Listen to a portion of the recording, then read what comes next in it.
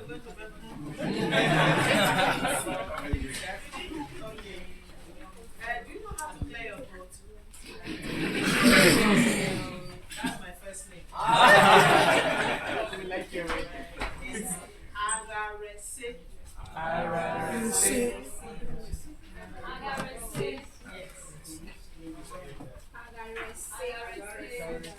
Yes. Yes. Adjustment. You've done your self-introduction.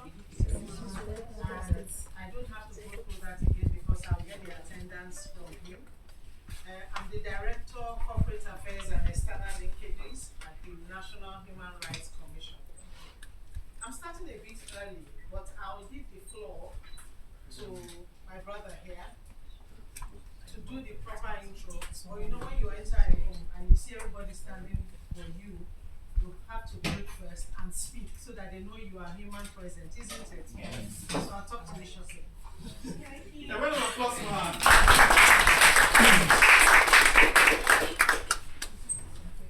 Thank you very much, ma'am, for honoring this invitation. It's very, very important for us because I think I'll do a brief introduction. You are the active citizens leaders, and the essence of the program is to groom these young dynamic Nigerians on how to be involved in governance and how to lead initiatives that will solve local problems. And we all know that when people are involved in solving local problems, they will see issues and they will want to solve them. And as an institution, the National Human Rights Commission is the official institution in Nigeria that embodies the issue of human rights and how to address infractions and all that. And that's part of the reason this the team of this organization had to invite the National Human Rights Commission to share knowledge with these young active participants. These are young people who are eager to solve problems.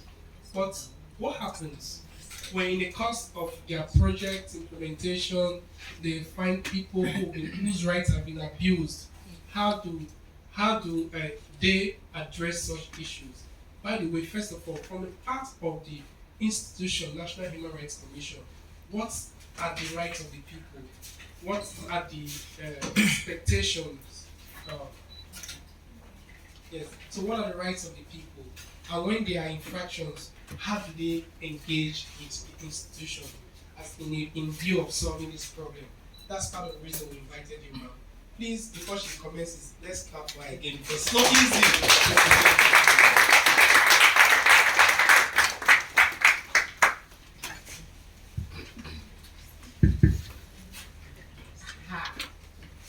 Let's make it easy. Do we have our phones? Can you hear me? Yes, ma'am. Which will you prefer, with or without the mic? I gesture a lot. With the mic. With the mic. Those in support of the mic say aye. Aye. Those against say nay. Nay. The ayes have it. The ayes have it. No, the nays are just loud. The ayes have it. You see, we just did a little test of democracy, isn't it? Yes, ma'am. We did a little test of what again? Freedom of expression and choice. Now let me tell you, at the National Human Rights Commission where I work, we stand on a tripod. You know what a tripod is? Yes, ma'am. What is it? Somebody point at a tripod. Oh, really? I thought it was part of him. So the tripod is this. You can write it down if you feel like. One is promotion of human rights. The next one is protection of human rights. And the last is, can somebody guess? Beautiful! Who said that? Please, can you put a show of hand? Visit me at the office. We are going to have a shawarma splash. Okay, I wanted to still gesture with one hand because you know it has a way of bringing people together. tell you what, when it comes to the issue of promotion of human rights, that is where we have the Department for Human Rights Education and Promotion. You have me, the Director of Corporate Affairs and External Affairs. Then we also have other quiet departments, but they are key, and that is the Department for Legal Enforcement. What do they do there? If you come visit us, and we've done all the talk and we put everything together, we'll have to sign an MOU with you. You know what the MOU is, don't you? Of course. So it gives us the articulated point of interest that concerns you, that keys into our mandate. And that is where our mandate comes in. I asked you at the beginning if you all have a phone. And you said yes. I'm not going to do bragging rights because I don't. I say what I know. When I'm done, please click on NHRC. Write it down. nhrc.gov.ng.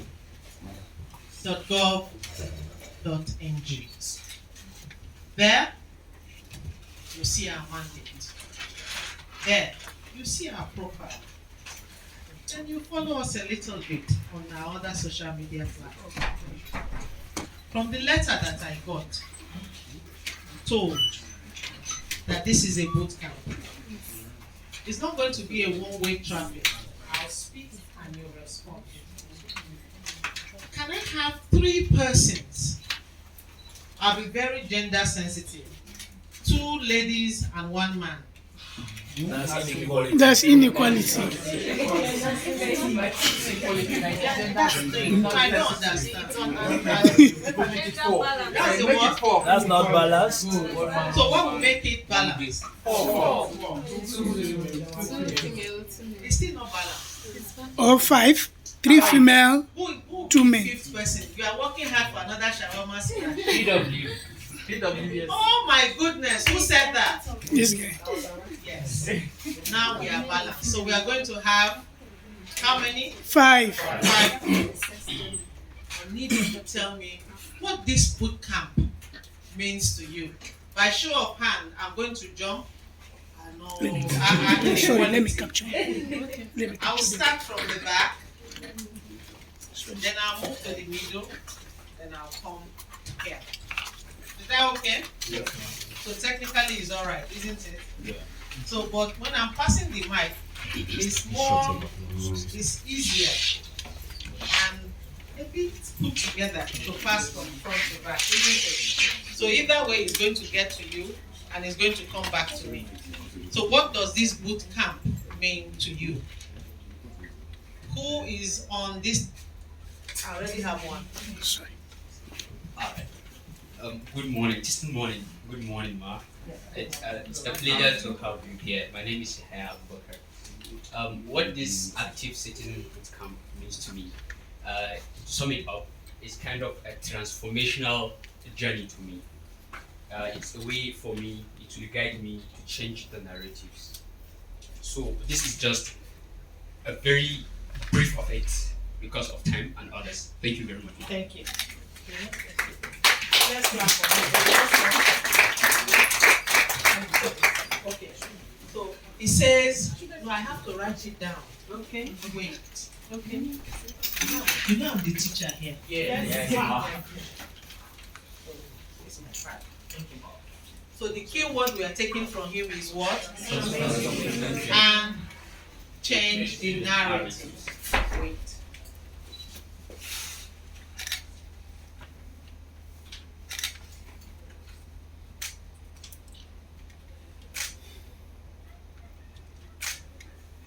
Next. Okay. Good morning, ma'am. Good morning. I am Nene Bassi.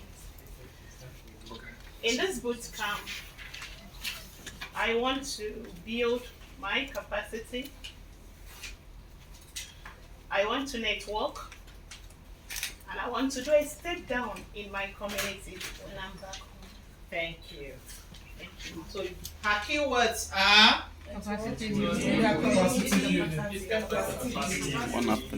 and step down project. Yes. Next will be middle. Look at him. Be careful, oh, we are counting. Thank you very much. My name is Solomon. Good afternoon, everyone. So this bootcamp means to me, one, I'm on a journey of starting up an initiative. So I'm a social inclusion advocate. So I'm on a journey of starting up an initiative, and I'm just on the drive to gather as much knowledge as I can get, because I know it's going to be a rigorous path. So generally, it's a development space for me. So for you, you're here for knowledge that leads to what? Development. How many men have we had? Two. There's a hand at the back.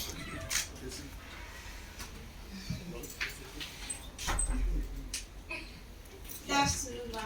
Yes. My name is Grace. So I'm here. Sorry, I didn't get your name. Okay, my name is Grace Obey. Okay. Okay, as a change maker who wants to make a change, and there's a need to be built, because I have to be built to be able to build others, because you cannot give what you do not have. You have come here to learn so I can make that change I would love to see in my community. Excellent. Let's clap for her.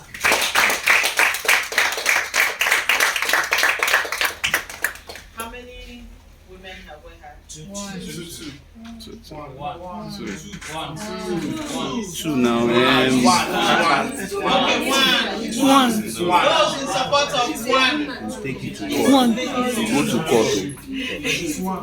So it's all two. It's one. Person with disability. It's one. Okay. Now let's have one person. Yes. Somebody has the mic already. Yes, good afternoon.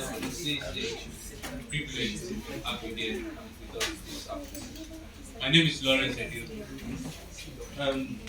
For this bootcamp, I expect to use capacity to network and to equip myself with the basic skills I need to successfully carry out projects in my community, like Dr. Linus Ukuri said. Governments and citizens are meant to work together to make society better for ourselves.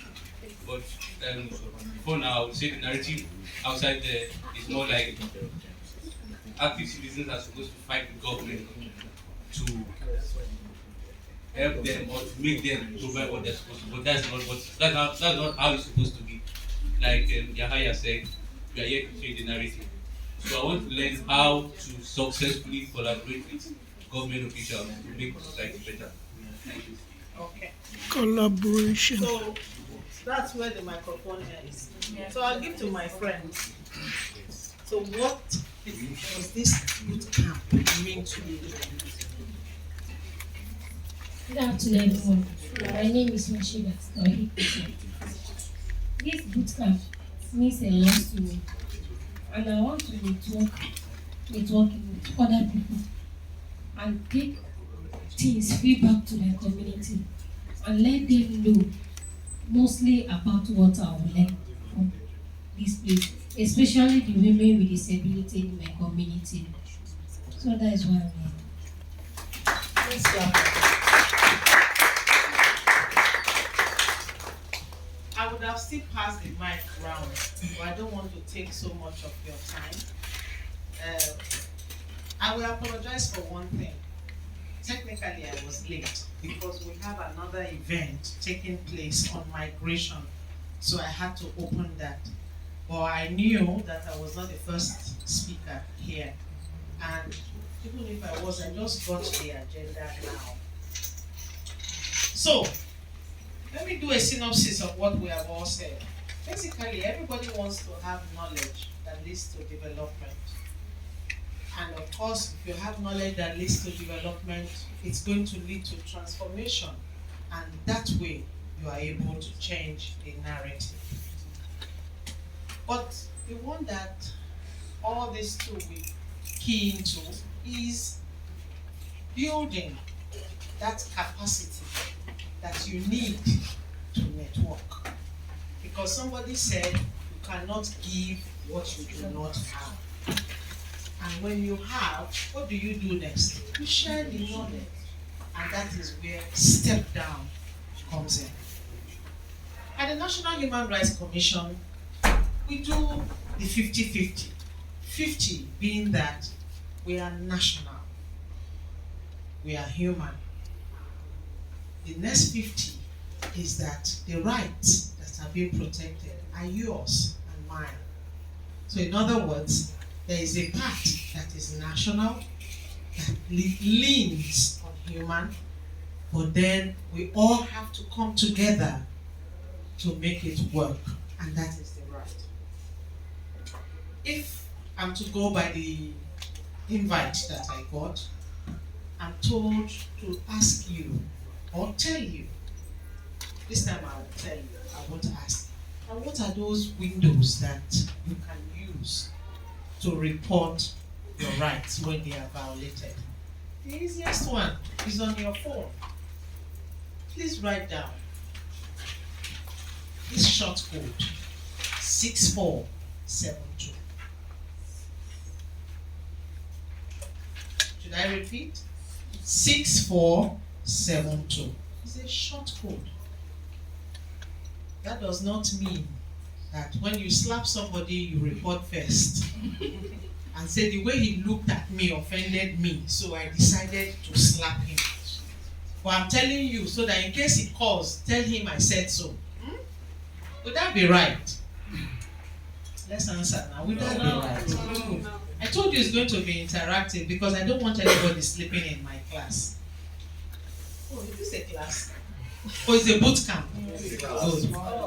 Oh, it's a potpourri of class, boot camp, and friends because we have become friends. Because I owe one person a shawarma splash.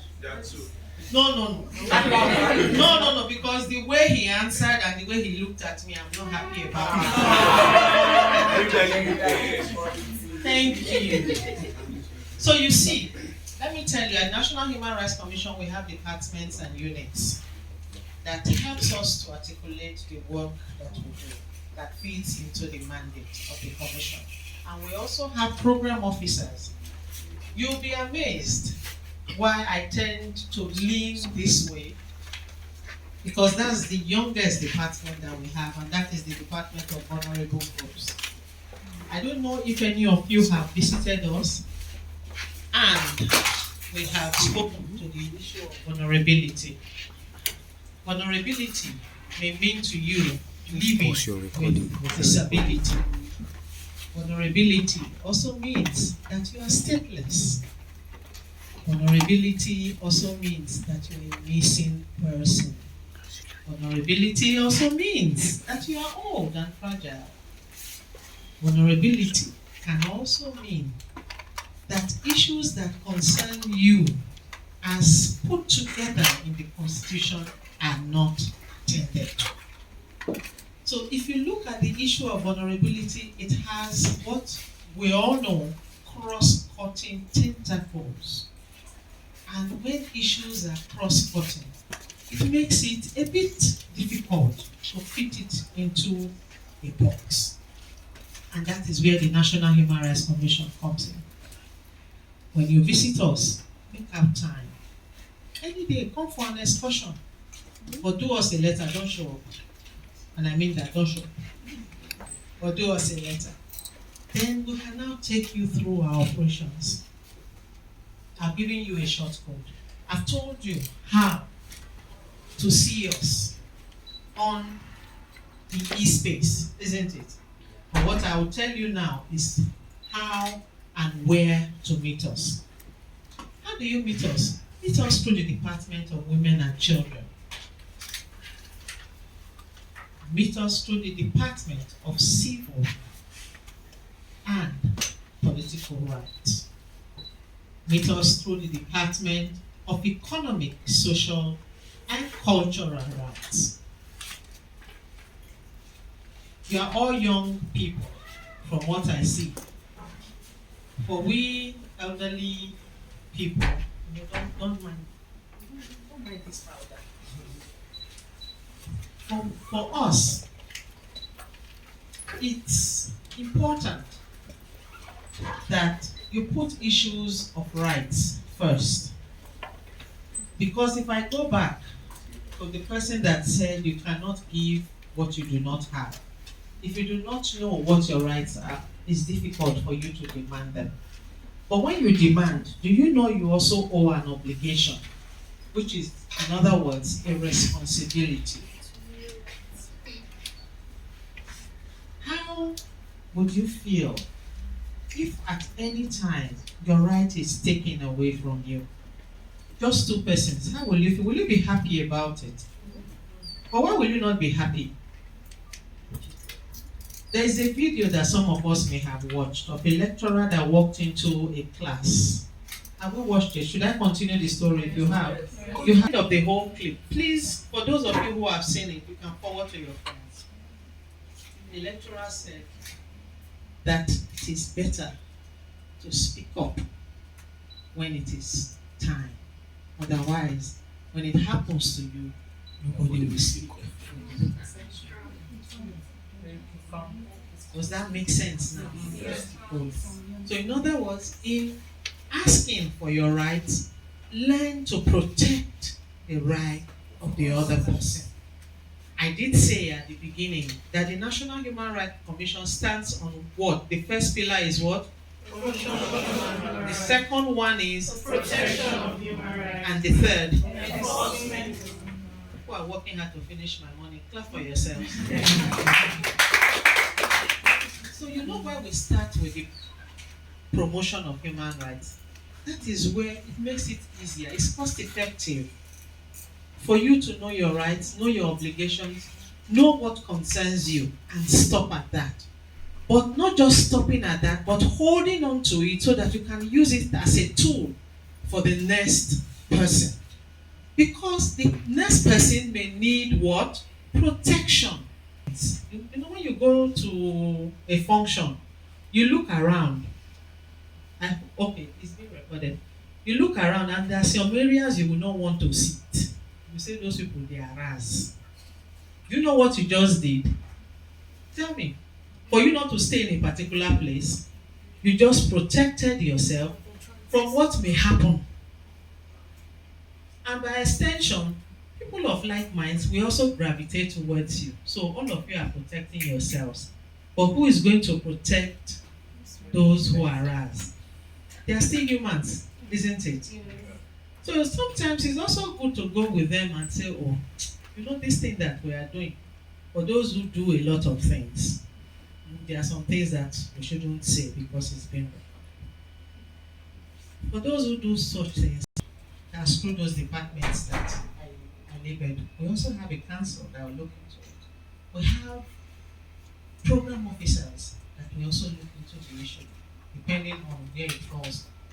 When that is done, and it is time for awards, which usually can be monetary, it can be letters or apology, so on and so forth, but they are all awards. We make sure it gets to you. It is a financial award, which most of us will like. We'll make sure you are paid. And it is at no cost to us. You don't owe us 1 penny or any percentage. But please don't go out looking for trouble. So you see, just as I have my left hand to gesture, I have my right hand. So the left side is, if you violate the law, we as Human Rights Commission, we will still come to your aid because you may not be able to pay for a legal representation. We will be there for you. But that we are going to influence it to say, you know, she's a young person, he's a young person, to this boot camp. I'll be referring to the letter because this is not the only documentation that I have. There is a bit that I like. If if you don't mind, I read fast, but I try to talk slow. I assume you all have these letters, don't you? You don't. Okay, so it means I'll still read fast, but manageably. My topic is human rights and channels to report. And I've told you that, haven't I? Yes. Good. But it says here in the last paragraph, don't bother. They will give you a copy. It says, through this program, we want to groom youth who would engage government institutions with knowledge when there is problem and not being confrontational. So I'll ask you to ask yourself, which of the government institutions are you truly willing to engage with? Apart from the National Human Rights Commission, I'm here already, I've engaged with you. The next side says, we believe that a partnership between the people, that's you, and the people outside, because you are a representative of other young people, isn't it? All the young people are not here. And the National Human Rights Commission will help our society. From what I have said, does that seem possible? Information needed for them to influence decisions from what you are going to gain from this boot camp. You should be able to influence decisions that affect what? No, that affect your lives. Isn't it? Because you need to have life first before the right will come in. Isn't it? That's why it's human rights, not right human. Let's think sometimes, when they write some things, don't just take it the way they write it. You hear? I tell my granddaughter, I said this, if they call you, yes, I'm a grandma. He's 20.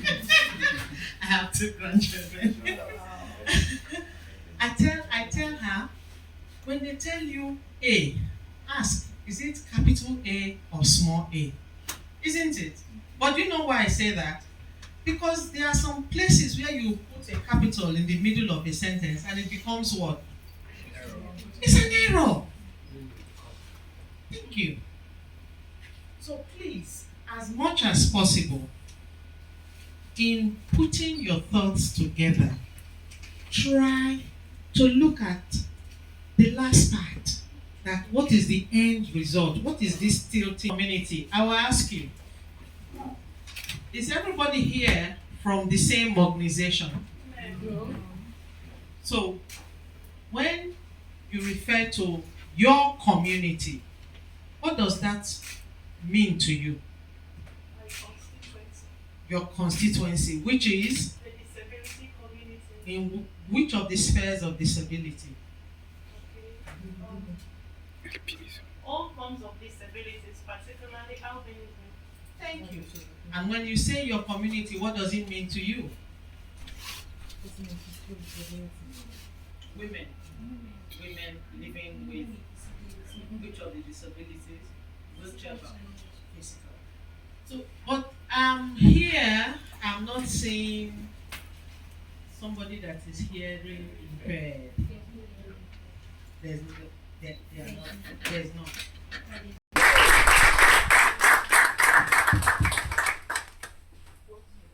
Thank you so much, ma'am. First of all, the session was very interactive and friendly. Friendly. Let's clap for it. One thing I took away from her presentation is this: the power to communicate. You see the way she started the communication? She first of all made everybody her friend. And she came to our level, even when we know that she's bigger than us, right? So I think I really like that. So I want us to be very, very brief when we ask our questions, right? Because she's a big woman, she has to go back to her office. So, but this is it, man. Usually, Nigerians go through a lot when it comes to issues of human rights, and sometimes people ask certain questions when something happens in a community. At the National Human Rights Commission, we don't wait for you to come. There are some complaints that we take so much of. In other words, we see them, we pick them. Some of them are in the news media, that is the electronic and print. Some of them are on the internet. Some of them are even posted via WhatsApp. You know, the electronic space, the e-space has made things very easy. Yes. Because some of them, they'll tell you happening now. Some of you may not have viewed it, but then we do our due diligence. It's not as if we just sit down and be watching our phones. Then we say happening now, then we'll run there. No, we do due diligence because you know there are also issues of fake news. Yes. Yes, unfortunately. But truly, it can be a community thing, it can be an individual thing, it can even be how do I put it now? An action of government. I know you will say I'm government and I'm talking about action of government. Yes, there are some things that government will also put in place and they are anti-human. And it does not fall within the human rights ambience, isn't it? Yes. So we advise government on that. For instance, during the COVID, we did an advisory that gender-based violence became more at some point. But that the people that were killed, Who came first? Mine was. Number one, number two, 3, 4. Only in front. Only in front. no, the first, let's do the first 3 rows. So how many rows do we have in total? 6 rows. 6.